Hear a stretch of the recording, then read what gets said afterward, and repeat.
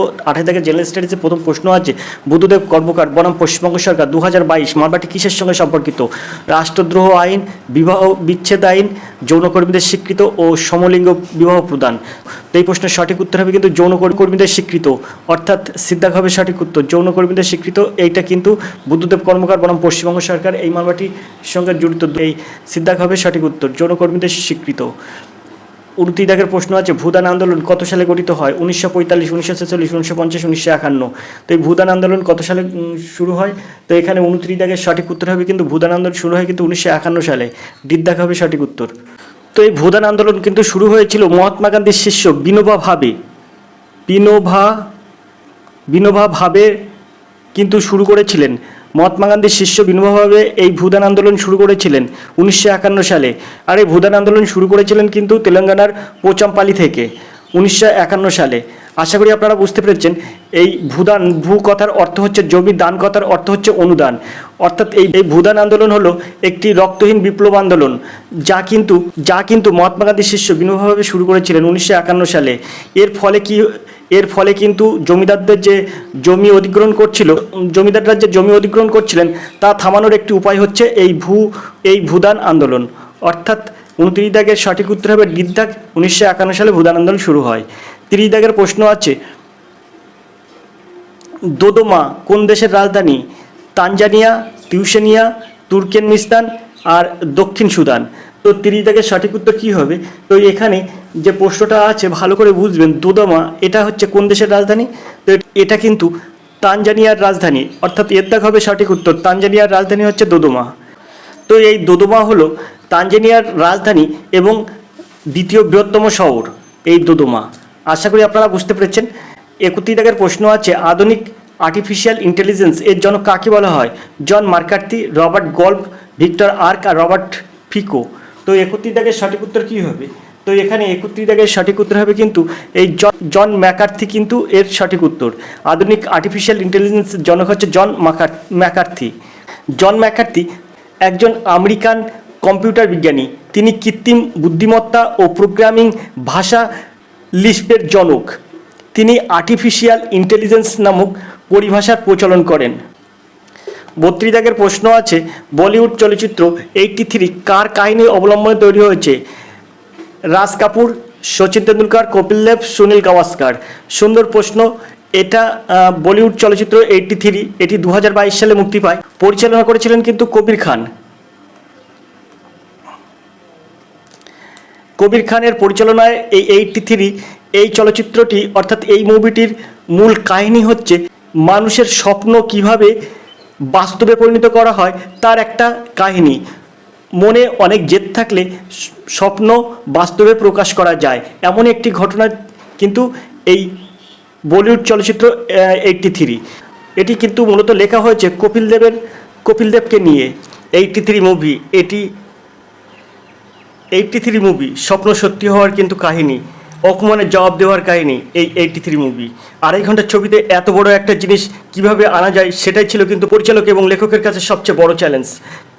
কারণ প্রতি মিনিটে আপনি একটি উপাখ্যান দেখেন। টিম ইন্ডিয়া নির্বাচন থেকে বিশ্বকাপ জেতা পর্যন্ত প্রতিটি মুহূর্ত একটি গল্প। টিম ইন্ডিয়া অধিনায়ক কপিল দেব থেকে শুরু করে ম্যানেজার পি.আর. মান সিং, তাদের নিজস্ব অভিজ্ঞতা রয়েছে। ভারতীয় ক্রিকেট দলের ম্যানেজার পি.আর. মান সিং ভারতীয় ক্রিকেট কন্ট্রোল বোর্ড অর্থাৎ বিসিসিআই অফিসে খেলোয়াড়দের কিডব্যাক সংগ্রহ করতে আসেন। সেখানেই কিন্তু গল্পটা শুরু হয়, যেখানে অফিসের কিছু কর্মীরা তার সঙ্গে ঠাট্টা করে তরুণ অধিনায়ক কপিল দেবের নেতৃত্বে 1983 বিশ্বকাপ টিম ইন্ডিয়ার ইংল্যান্ডে যাওয়া। সেখানে হেরে ফিরে আসার কটূক্তি ছিল সেই ঠাট্টায়। পি.আর. মান সিং জবাবে বলেছিলেন তারা জিতেই ফিরবেন। এই অপমান, ঠাট্টা এবং সেখানে জন্ম নেওয়া জেদ আর স্বপ্ন, শেষ পর্যন্ত কে জিতেছিল তা সকলেই আপনারা জানেন। আর এই যে ছবির প্রতিটা মুহূর্ত কিন্তু জীবন্ত করে তুলেছিল তার পরিচালকের পরিচালনায়। এই ছবির পরিচালক ছিলেন কিন্তু কবির খান। এই ছবির মুখ্য ভূমিকায় ছিলেন কিন্তু রণবীর সিং ও দীপিকা পাড়ুকোন। আরেকজনের নাম না বললেই বাদ থেকে যায়, সেটা হচ্ছে পঙ্কজ ত্রিপাঠী। তো আশা করি আপনারা বুঝতে পেরেছেন। তো সিদ্ধাক হবে সঠিক উত্তর। 33 দাগের প্রশ্ন আছে, পিস ওয়াই চিত্রকলাটি ভারতের কোন রাজ্যে প্রসিদ্ধ? বিহার, রাজস্থান, তেলেঙ্গানা, উড়িষ্যা। তো পিস ওয়াই এই চিত্রকলাটি ভারতের কোন রাজ্যের প্রসিদ্ধ? তো এর সঠিক উত্তর হবে কিন্তু রাজস্থানের এই পিসওয়াই চিত্রকলাটি হচ্ছে রাজস্থানের। তো কাপড়ের ওপরে কিন্তু নকশা তৈরি করা, এটাই কিন্তু পিসওয়াই চিত্রকলা, কাপড়ের ওপর নকশা করা, অর্থাৎ রাজস্থানে এটা কিন্তু প্রসিদ্ধ। রাজস্থানের পিসওয়াই চিত্রকলার সাথে সাথে অন্যান্য রাজ্যের আরও কিছু চিত্রকলা আপনাদের সামনে তুলে ধরি। প্রথমে আমরা বলে রাখি কালীঘাট পটচিত্র, এটা কিন্তু পশ্চিমবঙ্গের চিত্রকলা। তারপরে পটচিত্র, এটা কিন্তু উড়িষ্যার চিত্রকলা।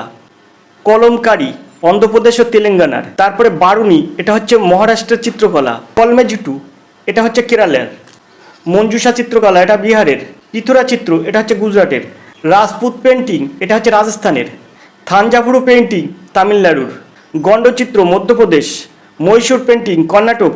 চিত্রা, এই পেন্টিংটা হচ্ছে কর্ণাটকের। সৌরচিত্র, এটা উড়িষ্যার। এরকম আরও অনেক চিত্রকলা আছে বিভিন্ন রাজ্যের।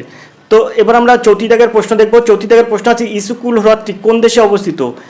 রাশিয়া, চীন, নেপাল ও কিরগিস্তান। তো এর সঠিক উত্তর হবে ইস্যুকুল হ্রদটি কিন্তু কিরগিস্তানে অবস্থিত। ডি দাগ হবে সঠিক উত্তর, কিরগিস্তান।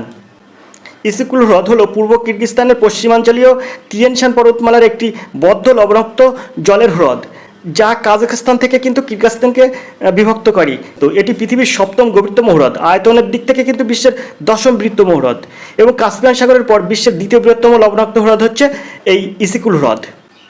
কিরগিজ ভাষায় ইস্যুকুল এই কথার অর্থ হচ্ছে উষ্ণ হ্রদ। উষ্ণ হ্রদ।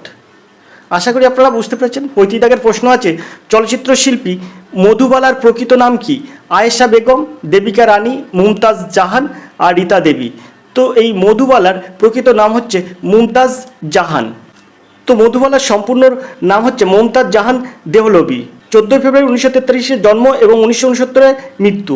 যিনি মধুবালা নামে কিন্তু বেশি পরিচিত এই মুমতাজ জাহান দেহলভি একজন অন্যতম ভারতীয় অভিনেত্রী, যিনি অনেক হিন্দি ধ্রুপদী চলচ্চিত্রে অভিনয় করেছেন। আশা করি আপনারা বুঝতে পারলেন। চলে যাবো পরের প্রশ্নে।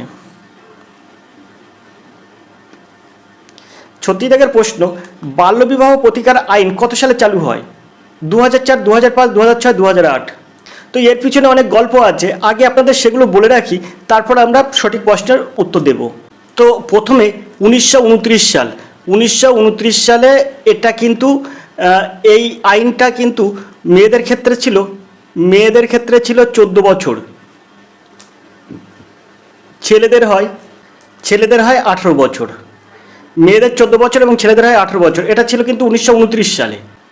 1929-এর পরে 1949 সালে ওইটা কিন্তু পরিবর্তন হয়।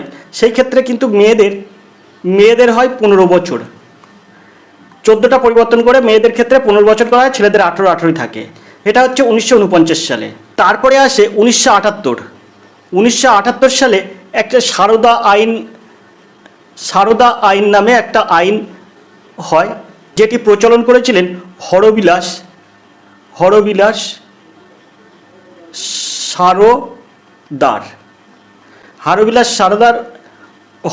সারদার। এটি কিন্তু এই 1978 সালে চালু করেছিলেন। সেটা হচ্ছে কি? সেটা হচ্ছে মেয়েদের বয়স তখন হবে মেয়েদের 18 আর ছেলেদের কিন্তু 21। এই 1978 সালে এটা প্রচলন করা হয়। এটা কিন্তু সারদা আইন নামে পরিচিত। এটা ছিল 18 আর 21। এখন সেটাই কিন্তু পাকাপাকিভাবে বিলটা পাস করা হয়েছে, সেটা কিন্তু 2006 সালে। এই সারদা আইন অর্থাৎ 18 বছর আর 21 বছর, এটাই কিন্তু পরে বাল্য বিবাহ প্রতিকার আইন 2006 সালে কিন্তু এই বিলটা কিন্তু পাস করা হয়, নাম রাখা হয় বাল্য বিবাহ প্রতিকার আইন 2006 সালে। আশা করি আপনারা বুঝতে পেরেছেন। 37 দাগের প্রশ্ন আছে দ্য রিলিজিয়ন অফ ম্যান বইটির লেখককে? রবীন্দ্রনাথ ঠাকুর, অরবিন্দ ঘোষ, মধুসূদন দত্ত আর Swami Vivekananda. The religion of man বইটির লেখক হচ্ছেন, এর লেখককে? তো লেখক হচ্ছেন রবীন্দ্রনাথ ঠাকুর। এর দাগ হবে সঠিক উত্তর। এই বইটি দ্য রিলিজিয়ন অফ ম্যান বইটির লেখক হচ্ছে রবীন্দ্রনাথ ঠাকুর। এর দাগ হবে সঠিক উত্তর। 38 দাগের প্রশ্ন আছে আবা খাটুয়া কোন খেলার সঙ্গে যুক্ত? Athletics, badminton, rugby, kabaddi. তো অবশ্যই এই আবা খাটুয়া ইনি একজন অ্যাথলেটিক্স। কিন্তু এই অ্যাথলেটিক্সের মধ্যে আবা খাটুয়া কোন খেলার সঙ্গে যুক্ত? সেটা হচ্ছে শর্টপুট খেলা করেন উনি। শর্টপুট খেলায় পারদর্শী। আবা খাটুয়া কিন্তু শর্টপুট খেলা করেন। তো অবশ্যই ইনি অ্যাথলেটিক্সের সঙ্গে যুক্ত। তো এই আভা খাটুয়া ইনি কিন্তু পশ্চিমবঙ্গের, এনার কিন্তু পশ্চিমবঙ্গে জন্ম। 7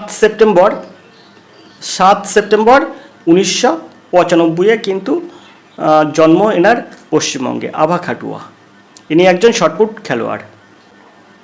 39 দাগের প্রশ্ন আছে, এবছর টি20 ক্রিকেট বিশ্বকাপ কোন দুটি দেশে হবে? Australia, New Zealand, Africa, Zimbabwe, Bharat, Sri Lanka, মার্কিন যুক্তরাষ্ট্র, ওয়েস্ট ইন্ডিজ। তো আপনারা ইতিমধ্যে খেলা দেখা শুরু করে দিয়েছেন আশা করি। 2 তারিখ থেকে কিন্তু খেলা শুরু হয়ে গেছে। বাংলা মানে আমি আজকে ভিডিও করছি 2 তারিখে, তো এখানে কিন্তু 2 তারিখে ভিডিও করছি, তার মানে 1 তারিখে আমরা দেখলাম কিন্তু বাংলাদেশ ভারতের একটা প্রস্তুতি ম্যাচ, তো তাতে বাংলাদেশ হেরে গেছে। তো যাই হোক, এখানে কিন্তু যে স্টেডিয়ামে মানে যেখানে যে দেশ এই টি20 বিশ্বকাপের আয়োজন করেছে সেটা হচ্ছে মার্কিন যুক্তরাষ্ট্র আর ওয়েস্ট ইন্ডিজ। দিকদাগ হবে সঠিক উত্তর, মার্কিন যুক্তরাষ্ট্র এবং ওয়েস্ট ইন্ডিজের মধ্যে। আগামী ভারতের খেলাগুলো আপনারা অবশ্যই দেখবেন, কারণ খেলা দেখলে আপনাদের খেলা বিষয়ে অনেক প্রশ্ন থাকে, যা কিন্তু খুবই গুরুত্বপূর্ণ। আর টি20-র মতো বিশ্বকাপ কিন্তু আপনারা অবশ্যই দেখবেন, এটা আমি আপনাদের কাছে মানে আশা রাখি যে আপনারা অবশ্যই দেখবেন। একজন ভারতীয় হয়ে ভারতীয় ক্রিকেট খেলার ভালোবাসুন এবং ভারতীয়দের পিছনে উল্লাসিত করুন, যাতে ভারত সামনের টি20 বিশ্বকাপ নিয়ে আসতে পারে। আমরা তো মানে 85 ওভারের যে একদিনের ম্যাচের যে বিশ্বকাপটা, সেটা তো নিয়ে আসতে পারলাম না, আমাদের তীরে এসে তরি ডুবলো, কিন্তু টি20 বিশ্বকাপটার জন্য আমরা নিয়ে আসতে পারি। এটি কিন্তু সবসময় কামনা করি, ক্রিকেট টি20 বিশ্বকাপটার জন্য আমরা পেতে পারি। চলে যাবো পরের প্রশ্ন দেখবো কী আছে। তো এই প্রশ্নের সঠিক উত্তর হলো ডির দাগ।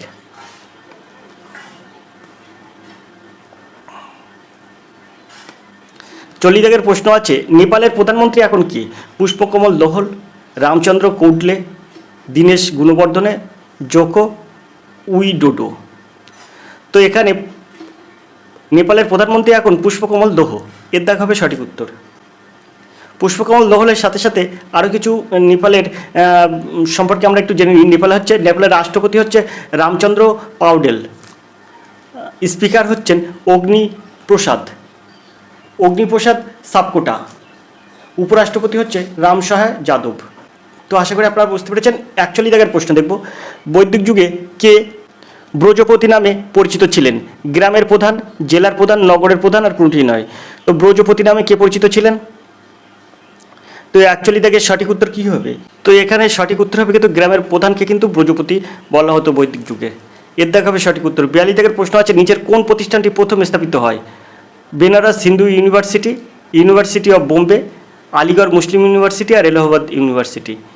তো এখানে এর মধ্যে কোনটি প্রথম স্থাপিত হয়? তো 42 দাগের সঠিক উত্তর হয়ে যাবে কিন্তু এখানে বিদ্যাক, ইনস্টিটিউট অফ বোম্বে, বিদ্যাক হবে সঠিক উত্তর।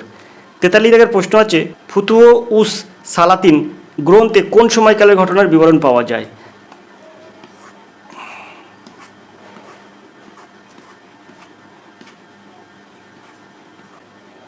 এর অপশানে আছে মামুদ থেকে মোহাম্মদ বিন তুগলকের সময় পর্যন্ত, পুরো সুলতান যুগ, ইলতুৎমিশ থেকে ইব্রাহিম লোদি পর্যন্ত, শুধুমাত্র সুলতান মাহমুদের সময়কালে। তো এখানে 43 দাগের সঠিক উত্তর কী হবে?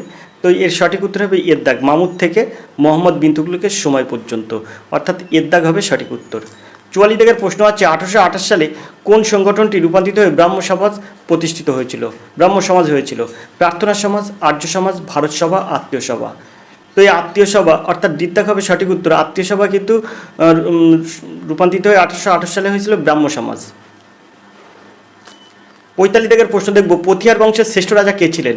নাগভট্ট, মিহিরভোজ, দন্তিদুর্গ, আর অম্বি।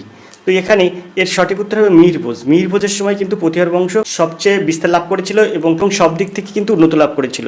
তো মিহিরভোজের সময় কিন্তু এটা হয়। তো পথিয়ার বংশের শ্রেষ্ঠ রাজা হচ্ছে মিহিরভোজ, বিদ্যাক হবে সঠিক উত্তর। 46 দাগের প্রশ্ন আছে, অশোক কোন বৌদ্ধ পণ্ডিতের কাছ থেকে বৌদ্ধ ধর্ম দীক্ষা গ্রহণ করেন? অশ্বঘোষ, রাধাগুপ্ত, উপগুপ্ত, আর মহাকাশ্যপ। তো সম্রাট অশোক ছিলেন কিন্তু মৌর্য রাজবংশের 3য় রাজা। তার রক্তাক্ত অভিযান এবং কলিঙ্গ জয়ের পর অনুতপ্ত হয়ে অশোক কিন্তু বৌদ্ধ ধর্ম গ্রহণ করেন। তিনি বৌদ্ধ সন্ন্যাসী উপগুপ্তর কাছ থেকে কিন্তু দীক্ষা গ্রহণ করেন। তো এখানে এর সঠিক উত্তর হবে সিদ্ধাক, উপগুপ্তর কাছ থেকে দীক্ষা গ্রহণ করেন। অশোক কিন্তু প্রিয়দর্শী নামে পরিচিত ছিলেন। প্রিয়দর্শী অর্থাৎ সুন্দর দেহের মালিক। এছাড়াও তিনি কিন্তু দেবনামপ্রিয় ছিলেন, অর্থাৎ ঈশ্বরের দেব। 47 দাগের প্রশ্ন দেখব, ইংরেজরা কার কাছ থেকে বর্ধমান, মেদিনীপুর ও চট্টগ্রাম জমিদার প্রাপ্ত সত্ত্ব পান? মির্জাফর, মীর কাসেম, সুজাউদ্দৌলা, নিজামুদ্দৌলা। তো এখানে 47 দাগের সঠিক উত্তর কী হবে? তো এখানে 47 দাগের সঠিক উত্তর হবে কিন্তু মীর কাসেমের কাছ থেকে কিন্তু এই সত্তা পান। বিদ্যাক হবে সঠিক উত্তর। 48 দাগের প্রশ্ন আছে, জালিয়ানওয়ালাবাগ গণহত্যার প্রতিবাদে ভাইসরয়ের কার্যনির্বাহী পরিষদের সদস্য পদ থেকে কে পদত্যাগ করেন? মহাত্মা গান্ধী, রবীন্দ্রনাথ ঠাকুর, শঙ্কর নারায়ণ আর চিত্তরঞ্জন দাস। তো এই জালিয়ানওয়ালাবাগ হত্যাকাণ্ডের পর থেকে কিন্তু রবীন্দ্রনাথ ঠাকুর তার নাইট উপাধি ত্যাগ করেন। এটা তো আপনারা সবাই জানেন, রবীন্দ্রনাথ ঠাকুর কিন্তু নাইট উপাধি ত্যাগ করেন। আর এই যে শঙ্কর নায়ার, ইনি কিন্তু এই ভাইসরয়ের কার্যনির্বাহ পরিষদের সদস্য পদ থেকে কিন্তু পদত্যাগ করেন। সিদ্ধাক হবে সঠিক উত্তর, শঙ্কর নায়ার। 49 দাগের প্রশ্ন আছে, গান্ধীজির অসহযোগ আন্দোলন প্রত্যাহারকে জাতীয় বিপর্যয় বলে আখ্যায়িত করেছিলেন কে? জওহরলাল নেহরু, রবীন্দ্রনাথ ঠাকুর, লালা লাজপত রায় আর সুভাষচন্দ্র বসু। তো এখানে 49 দাগের সঠিক উত্তর কী হবে? তো এখানে 49 দাগের সঠিক উত্তর হবে কিন্তু গান্ধীজির অসহযোগ আন্দোলনের প্রত্যাহারকে জাতীয় বিপর্যয় বলে আখ্যায়িত করেছিলেন কিন্তু সুভাষচন্দ্র বসু। দিদ্দাক হবে সঠিক উত্তর। 50 দাগের প্রশ্ন দেখব, প্রথম কোন ইংরেজ আকবরের দরবারে এসেছিলেন? র্যালফ ফিশ, স্যার টমাস র, ক্যাপ্টেন হকিন্স আর পিটার মান্ডি। তো আকবরের দরবারে কিন্তু ব্যবসা বাণিজ্যের উদ্দেশ্যে এসেছিলেন র্যালফ ফিশ। এর দেখা হবে সঠিক উত্তর। ইনি কিন্তু প্রথম কোন ইংরেজ আকবরের দরবারে এসেছিলেন, র্যালফ ফিশ। এখন থেকে প্রশ্ন আছে, ইউনাইটেড নেশনস এর 194 সদস্য দেশ হিসাবে যোগ দিয়েছে কারা? এটা কিন্তু সুন্দর প্রশ্ন। 194তম সদস্য দেশ এই পদে, মানে ইউনাইটেড নেশনস এর 194তম সদস্য হিসাবে কোন দেশ যোগ দিয়েছে? তো এখানে আছে প্যালেস্তাইন, ইসরায়েল, সুদান আর পেরু। তো এখানে 51 দাগের সঠিক উত্তর হয়ে যাবে কিন্তু এই প্যালেস্তাইন কিন্তু এই ইউনাইটেড নেশনে যোগ দিয়েছেন 194তম দেশ হিসাবে। এর দাগ হবে সঠিক উত্তর।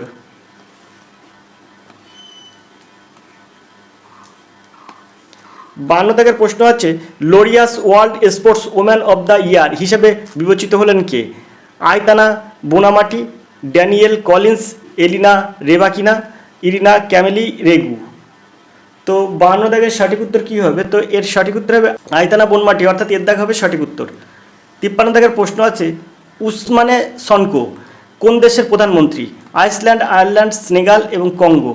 তো এখানে 53 সঠিক উত্তর কী হবে? এই প্রশ্নগুলো কিন্তু আগেও একটি প্র্যাকটিস সেটে আমরা পেয়েছি, আমরা কিন্তু এরকম প্রশ্ন পেয়েছি। তো এই আয়তানা বনমাটি এটাও কিন্তু পেয়েছি, আর এই যে উসমানো সনকো ইনি এটাও কিন্তু আমরা পেয়েছি। তো ইনি কিন্তু সেনেগালের প্রধানমন্ত্রী হয়েছেন। সিদ্ধাক হবে সঠিক উত্তর। 54 দাগের প্রশ্ন আছে, সম্প্রতি প্রয়াত গুরুলিঙ্গ কাপসে কে ছিলেন? লেখক ও কথাসাহিত্যিক, সাংবাদিক, চলচ্চিত্র পরিচালক আর রাজনীতিবিদ। তো এই যে গুরুলিঙ্গ কাপসে ইনি কিন্তু একজন লেখক ও কথাসাহিত্যিক। এর দাগ হবে সঠিক উত্তর।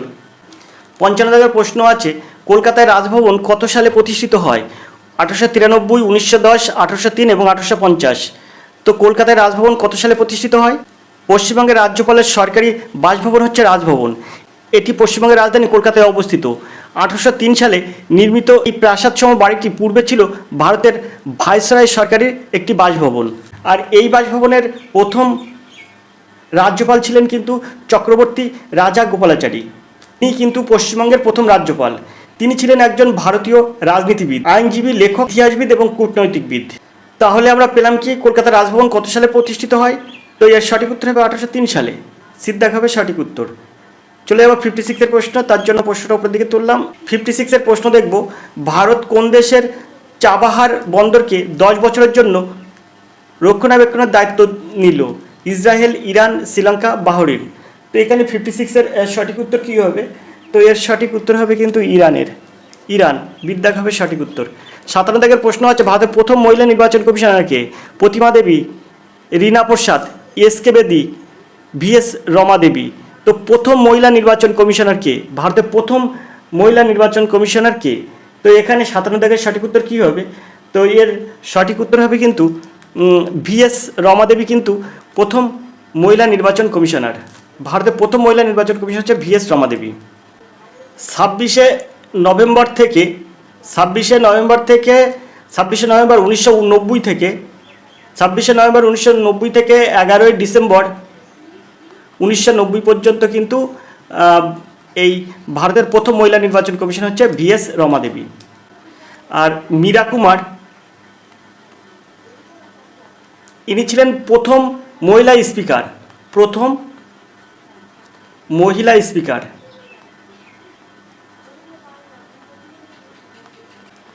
2009 থেকে 2014 ভারতের লোকসভার প্রথম মহিলা স্পিকার হচ্ছে মীরা কুমার। তো আশা করি আপনারা বুঝতে পেরেছেন এর সঠিক উত্তর হবে ভিএস রমা দেবী। 58-এর প্রশ্ন আছে Islamic revolutionary guard corps aerospace force কোন দেশের? Myanmar, Bangladesh, Bhutan, Iran. তো এখানে 58-এর সঠিক উত্তর কী হবে? তো এর সঠিক উত্তর হবে কিন্তু অবশ্যই ইরান। ডিদ্দাগ হবে সঠিক উত্তর। 59-এর প্রশ্ন আছে জাতীয় মহিলা কমিশন কবে গঠিত হয়? এখানে কিন্তু বলছে জাতীয় মহিলা কমিশন কবে গঠিত হয়। তো এখানে 59-এর অপশানগুলো কী কী আছে? তো 59-এর অপশানগুলো আছে কিন্তু 1954, 1995, 1992 আর 2005। তো জাতীয় মহিলা কমিশন এটা কিন্তু গঠিত হয় 1992 সালে। সিদ্ধাক হবে সঠিক উত্তর। তো এর সঠিক উত্তর হবে সিদ্ধাক 1992 সালে।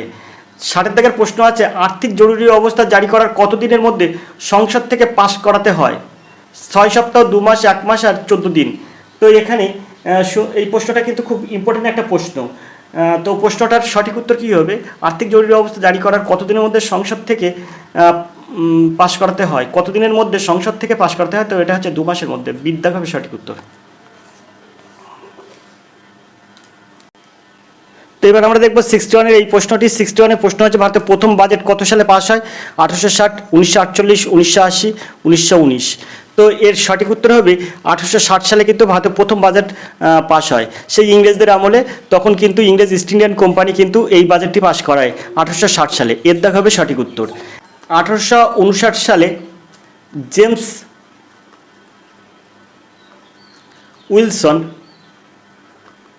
উইলসন তখনকার অর্থমন্ত্রী জেমস উইলসন ইনি কিন্তু এই বাজেটটা করেছিলেন এবং সেটি 1860 সালে পাস হয়। তাই এটাই কিন্তু ভারতের প্রথম বাজেট যেটা 1860 সালে পাস হয়।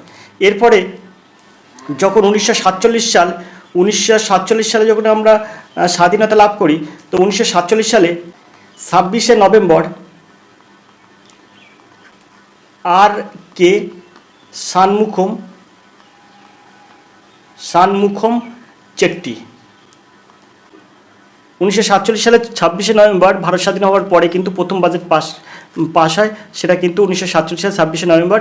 1947 সালের পরে অর্থাৎ ভারত স্বাধীন হওয়ার পরে কিন্তু আমরা 1947 সালে 26শে নভেম্বর প্রথম স্বাধীন ভারতের বাজেট পাস হয়। সেটা কিন্তু আর কে শানমুখম চেট্টি ছিলেন কিন্তু এই বাজেটের কর্মকর্তা। তো আশা করি আপনারা বুঝতে পেরেছেন। তো এর সঠিক উত্তর কিন্তু 1860 সাল ভারতের প্রথম বাজেট পাস হয়। 62 প্রশ্ন দেখব দুবাইয়ের মাদাম তুসো জাদুঘরে কোন ভারতীয় অভিনেতার মূর্তি বসলো? তো অমিতাভ বচ্চন, সালমান খান, আলু অর্জুন আর অজিত কুমার। তো এর সঠিক উত্তর অবশ্যই আপনারা জানেন মাদাম তুসো জাদুঘরে কিন্তু এটা কারেন্ট অ্যাফেয়ার্সের প্রশ্ন। মাদাম তুসো জাদুঘরে কিন্তু আল্লু অর্জুনের কিন্তু মূর্তি বসলো। তো আল্লু অর্জুনের তো আপনারা সবাই জানেন দক্ষিণ স্টাইলের মানে দক্ষিণী বইতে কিন্তু ইনি সুপারস্টার আল্লু অর্জুন। তো আল্লু অর্জুনের নাম তো আপনারা সবাই জানেন, আশা করি জানেন। দক্ষিণ ভারতীয় হিন্দি বই মানে দক্ষিণী স্টাইলের হিন্দি বই মানে হচ্ছে আল্লু অর্জুন। তো সেখানে কিন্তু তো আল্লু অর্জুন এছাড়াও কিন্তু যখন আল্লু অর্জুনের কথা মনে পড়ে তখন আমাদের জামার কলারের কথা মনে পড়ে কিন্তু। আর সঙ্গে সঙ্গে আপনারা আরও একটা জিনিস মনে পড়বে আল্লু অর্জুন এটার এই সুপারস্টার কথা মনে পড়লেই কিন্তু তিনি কখনো কারোর কাছে নিচু হতে জানেন না, অর্থাৎ আমাদেরও কিন্তু কারোর কাছে নিচু হলে হবে না। এই কিন্তু আল্লু অর্জুনের কথা কিন্তু আসলে কিন্তু সেটা মনে পড়ে যে কখনো নিচু হওয়া যাবে না। সিদ্ধাভাবে সঠিক উত্তর আল্লু অর্জুন। আশা করি আপনারা বুঝতে পেরেছেন। 63 প্রশ্ন আছে সম্প্রতি রবার্ট ফিকোকে গুলি করা হয়েছে, তিনি কোন দেশের প্রধানমন্ত্রী? এখানে আছে স্লোভাকিয়া, আয়ারল্যান্ড, নরওয়ে, ডেনমার্ক। তো ইনি কিন্তু স্লোভাকিয়ার প্রধানমন্ত্রী হচ্ছেন রবার্ট ফিকোকে। 64 প্রশ্ন আছে প্রথম দেশীয় পদ্ধতিতে ক্যান্সারের জন্য চিকিৎসার সূচনা করা হলো কোথায়? IIT Madras, IIT Kharagpur, IIT Delhi, IIT Bombay. তো এর সঠিক উত্তর হবে ডিদ্দাগ আইআইটি বোম্বে। এটা কিন্তু কারেন্ট অ্যাফেয়ার্সের একটি প্রশ্ন, সুন্দর প্রশ্ন। এটাও কারেন্ট অ্যাফেয়ার্সের প্রশ্ন, এটাও কারেন্ট অ্যাফেয়ার্সের প্রশ্ন। 65 প্রশ্ন আছে দেখুন তেজাস মার্ক A1 হলো একটি কার্বনের কম্পোজিট রকেট, যুদ্ধ বিমান, সাবমেরিন, রকেট ইঞ্জিন মডেল। তো এর সঠিক উত্তর হবে তেজাস মার্ক 1A। এটা হলো একটি তেজাস মার্ক এ অনে এটা কিন্তু একটি যুদ্ধ বিমান। বিদ্যাগ হবে সঠিক উত্তর। 65 দাগের সঠিক উত্তর হবে কিন্তু বিদ্যাগ। তেজাস মার্ক অনে এটা হচ্ছে যুদ্ধ বিমান। বিদ্যাগ হবে সঠিক উত্তর। 66 দাগের প্রশ্ন আছে, জাতীয় প্রযুক্তি দিবস কবে পালিত হয়? 11 মে, 12 মে, 14 আগস্ট আর 13 ডিসেম্বর। তো এখানে জাতীয় প্রযুক্তি দিবস এটা কবে পালিত হয়? তো এখানে 66-এর সঠিক উত্তর কী হবে? তো অবশ্যই অবশ্যই জাতীয় প্রযুক্তি দিবস এটা কিন্তু পালিত হয়। তো জাতীয় প্রযুক্তি দিবস এটা কিন্তু পালিত হয় 11ই মে। এর দেখাবে সঠিক উত্তর। জাতীয় প্রযুক্তি দিবস এটা 11ই মে পালিত হয়। 67 দাগের প্রশ্ন আছে, বিসমিল্লাহ খান কোন বাদ্যযন্ত্রের সঙ্গে যুক্ত? তো বিসমিল্লাহ খান কোন বাদ্যযন্ত্রের সঙ্গে যুক্ত? তো ওপাশে আছে তার অপশানগুলো দেখব কি। এখানে আপনারা সবাই জানেন বিসমিল্লাহ খান কোন বাদ্যযন্ত্রের সঙ্গে যুক্ত। তো আমরা হিন্দু ধর্মে যখন বিয়ে হয় তখন দেখবেন বিয়ের বর আসলে অথবা বরযাত্রী আসলে যে বাজনাটা বাজে সেটার কিন্তু স্রষ্টা এই বিসমিল্লাহ খান, অর্থাৎ ইনি একজন সানাই বাদক। আশা করি আপনারা বুঝতে পেরেছেন। বিয়েবাড়ির কথা বললে কোনো মিউজিক হলেই কিন্তু বর আসলে বা বরযাত্রী আসলে কিন্তু এই সানাইটাই কিন্তু শুরু হয়। এই সানাই বাদ্যযন্ত্রের সঙ্গে কিন্তু বিসমিল্লাহ খান যুক্ত। তো আশা করি আপনারা বুঝতে পেরেছেন বিসমিল্লাহ খান এর সঠিক উত্তর হবে সানাই। বিসমিল্লাহ খান কোন বাদ্যযন্ত্রের সঙ্গে যুক্ত? সানাই বাদ্যযন্ত্রের সঙ্গে যুক্ত। 67 দাগের সঠিক উত্তর হবে সানাই। তো আশা করি আপনারা বুঝতে পেরেছেন। তো আজকে 67 দাগের পরে যে জেনারেল স্টাডিজের প্রশ্ন আছে সেগুলো কিন্তু আমরা আজকের ভিডিও দেখব না। তো 67 দাগের পরের প্রশ্নগুলো কিন্তু আমরা পরবর্তী ভিডিও দেখব। তো অবশ্যই সেই ভিডিওগুলো দেখতে চ্যানেলের দিকে নজর রাখুন, চ্যানেলটি সাবস্ক্রাইব করে পাশে থাকুন। ধন্যবাদ, আপনাদের দিন শুভ হোক।